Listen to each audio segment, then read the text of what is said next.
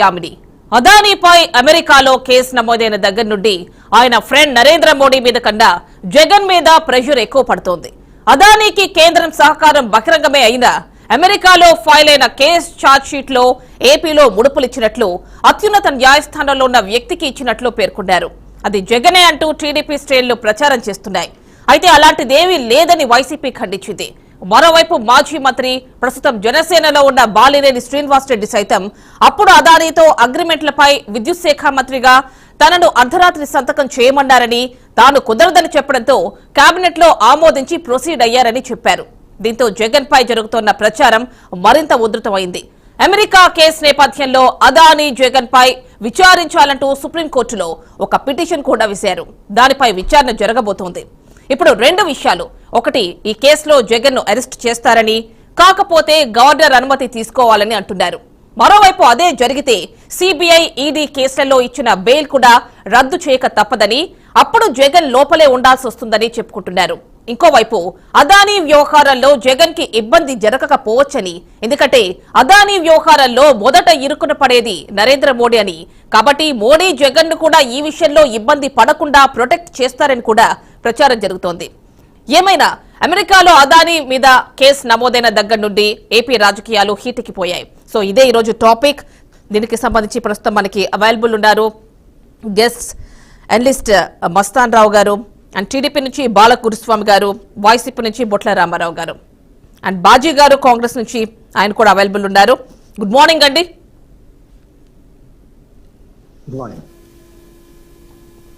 ఓకేనండి. First of all TDP దగ్గరికి వెళ్దాం. బాలగురుస్వామి గారు,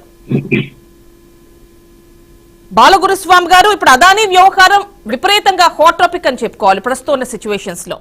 మరి అలాంటప్పుడు ఎందుకు మీ కూటమిలో ఉన్న బీజేపీ పైన కాకుండా ఫోకస్ జగన్ పైకి వెళ్తోంది? Thank you madam. మీకు ప్యానెల్లో ఉన్న పెద్దలకి, బీఆర్కే వీక్షకులకి అందరికీ ముందుగా హృదయపూర్వక నమస్కారాలు తెలియజేస్తా ఉన్నాను. ప్రత్యక్షంగా ఎవరున్నారు, పరోక్షంగా ఎవరున్నారు అనేది ఈ కేసులో ఖచ్చితంగా తేలుతుంది. అది ఎవరున్నా కూడా దానికి ఎవరు అతీతులు కాదు. బీజేపీ ఉందా, వైసీపీ ఉందా అనేది ఒకసారి ఇక్కడ గమనిస్తే ఎక్కడ కూడా ప్రత్యక్షంగా బీజేపీ ఉన్నట్టు ఇక్కడైతే ఎక్కడ కనిపించట్లేదు. అంటే ఇంటర్నల్ గా జరిగేదానికి, ప్రత్యక్షంగా జరిగేదానికి చాలా తేడా ఉంటది మేడం. ఇప్పుడు ఎందుకని ఆ మాట చెప్తున్నాము అని అంటే, మనం ఈ 2 days బ్యాక్ బాలినేని శ్రీనివాసరెడ్డి గారు కూడా ఏం మాట్లాడారు అనేది మనం క్లియర్ గా చూడటం జరిగింది దానికి సంబంధించి.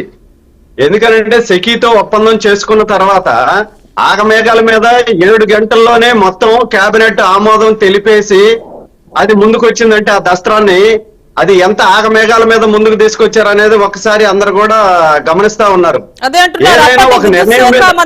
అప్పటి విద్యుత్ శాఖ మంత్రి కూడా విముఖత వ్యక్తం చేస్తే కేబినెట్ ఆమోద ముద్ర వేసేసింది, తీసుకొచ్చేసింది అంటున్నారు అప్పటి బాలినేని శ్రీనివాస్ రెడ్డి గారు. ప్రస్తుతం మీ దగ్గర ఉన్నట్టున్నారు. అక్కడికే వస్తుందండి. ఒకసారి మనం ఆలోచిస్తే బాలినేని శ్రీనివాసరెడ్డి గారు చెప్పారు అనేది పబ్లిక్ గా చూడటం జరిగింది. ఏదైనా ఒక విషయం మీద ప్రభుత్వం ఒక నిర్ణయం తీసుకునేటప్పుడు ఆ పాలసీ మీద, ఆ సిస్టమ్ మీద కూలంకషంగా చర్చించాల్సిన అవసరం, దాని గురించి పూర్తి డేటా తీసుకొని దాని మీద ముందుకెళ్లాల్సిన అవసరం ఉంటది ఎక్కడైనా కూడా. అలాంటిది ఏమి లేకుండా వీళ్ళకి ముడుపులు వస్తున్నాయని చెప్పేసి సెకీతోటి ఒప్పందం చేసుకొని ఆగమేఘాల మీద అర్ధరాత్రి ఫైల్ మూవ్ చేసి దాన్ని కేబినెట్ ముందుకు తేవడం జరిగింది. అలా చేయాల్సిన అవసరం ఎందుకు వచ్చింది? నిజంగా ముడుపులు లేకపోతే యాక్చువల్ గా గుజరాత్ లో ₹99 అక్కడ విద్యుత్ కొనుగోలు జరిగితే ఇక్కడ ₹2.49 వీళ్ళు ఇవ్వాల్సిన అవసరం ఎందుకు వచ్చింది? దీంట్లో వీళ్ళకి నిజంగా 1750 కోట్ల ముడుపులు వచ్చాయని చెప్పి చెప్తా ఉన్నారు. 1750 కోట్లు వచ్చినాయా, ఇంకా ఎక్కువ వచ్చినాయి అనేది కూడా తేలాల్సిన అవసరం ఎంతైనా ఉంది. ఈ రోజు ఎందుకంటే వీళ్ళ స్వార్థం కోసం, వీళ్ళు ఆర్థికంగా బలపడేదాని కోసం, వీళ్ళ నాయకులు ఆర్థికంగా పుంజుకోవడం కోసం, వీళ్ళు డబ్బులు సంపాదించుకోవడం కోసం ఈ రోజు ఆంధ్రప్రదేశ్ ని అప్పుల కుప్పగా మార్చారు.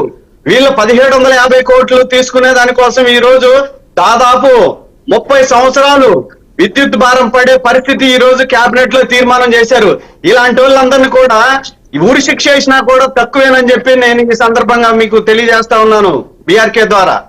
ఇలా ఎందుకు చేశారు రాష్ట్రాన్ని? ఎందుకనంటే ప్రభుత్వం జనాలు మీకు అధికారం ఇచ్చారు అని అంటే మీరు మీ ఇష్టానుసారంగా మీ ఇష్టం వచ్చినట్టు నిర్ణయాలు తీసుకొని రాష్ట్రాన్ని అధోగతి పాలు చేసి, రాష్ట్రాన్ని అప్పుల పాలు చేసి, ప్రతి విషయంలో కూడా మీరు దోచుకోవడానికి దాచుకోవడానికే ప్రయారిటీ ఇచ్చారు తప్పితే జనాలు ఇచ్చిన అధికారాన్ని మీరు జనాల కోసం ఎక్కడైనా ఉపయోగించారని చెప్పి నేను ఈ వైసీపీ గత ప్రభుత్వాన్ని, ఈ వైసీపీ పార్టీని నేను ప్రశ్నిస్తా ఉన్నాను. అంటే ఇలా ఎందుకు చేయాల్సి వచ్చింది?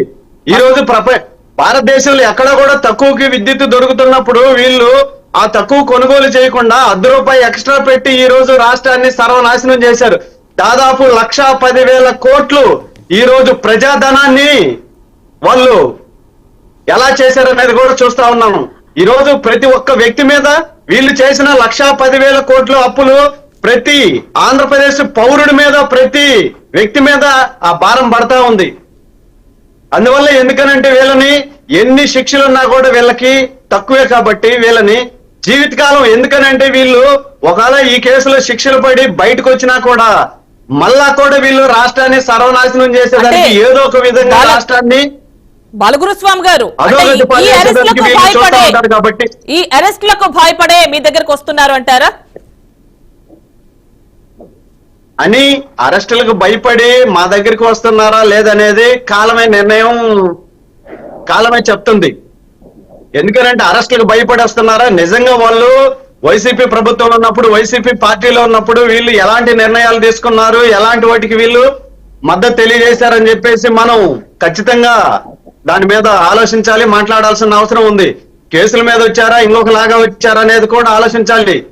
ఎందుకనంటే వీళ్ళు అంటే ఇది నా మాట కాదండి, తెలిసినప్పుడు అప్పుడే చెప్పండి మేడం. ఇది నా మాట కాదు, తెలుసు కదా, అందరూ మాట్లాడుతున్నది. అవును, అందరు మాట్లాడుతున్నారు. ఎందుకు వచ్చారు, ఎలా వచ్చారు అనేది కూడా కొన్ని సమస్యలకు కాలమే పరిష్కారం చెప్తుంది. అందువల్ల ఖచ్చితంగా ఎందుకనంటే ఇలాంటి వ్యక్తుల్ని వీళ్ళు నరరూప రాక్షసులు, ఆర్థిక నరరూప రాక్షసులు కాబట్టి ఇలాంటి వాళ్ళని జైల్లో పెట్టినా కూడా ఆ జైల్లో కూడా అందరినీ కల్ముషం చేసే పరిస్థితి ఈ రోజు దాపురించింది. కాబట్టి వీళ్ళకి వేయాల్సిన శిక్ష ఏంటంటే ఇమ్మీడియట్ గా ఈ భూమి మీద వీళ్ళకి బ్రతికే హక్కు లేదు. ఇలాంటి వాళ్ళని జైల్లో పెట్టినా కూడా ఆ జైల్లో కూడా అంత అవినీతిమయమే చేస్తారు. కాబట్టి వీళ్ళకి వెమ్మటే ఆ నిరూపిత అయినమ్మటే వీళ్ళకి ఉరి శిక్ష వేస్తేనే ఈ రాష్ట్రం బాగుపడుతుందని చెప్పి నేను తెలియజేస్తా ఉన్నాను. లేదంటే రాష్ట్రాన్ని సర్వనాశనం చేసేస్తారు వీళ్ళు మళ్ళా కానీ బయటకు వస్తే బెయిల్ మీద. అందువల్ల ఎందుకనంటే వీళ్ళు బెయిల్ మీద బయట ఉన్నారు కాబట్టి వీళ్ళ బెయిల్ కూడా తక్షణమే రద్దు చేసి వీళ్ళని జైలుకు పంపించాల్సిన అవసరం ఉంది. ఈ కేసులు నిరూపితం అయినమ్మటే వీళ్ళకి ఉరిశిక్ష వేస్తేనే రాష్ట్రానికి శ్రేయస్కరం, మంచి జరుగుతుందని చెప్పి నేను తెలియజేస్తా ఉన్నాను. ఓకేనండి, నెక్స్ట్ మనం వైసీపీతో మాట్లాడదాం. రామారావు